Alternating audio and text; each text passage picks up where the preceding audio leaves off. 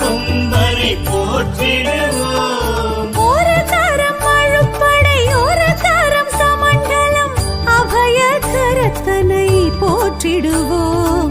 கணங்களின் அதிபதி கணபதி திருவடி கருத்தினில் வைத்தே கை தொழுவோம். கணங்களின் அதிபதி கணபதி திருவடி கருத்தினில் வைத்தே கை தொழுவோம். ஐந்து கரத்தனை ஆனை முகத்தனை நந்தி மகன் தனை போற்றிடுவோம்.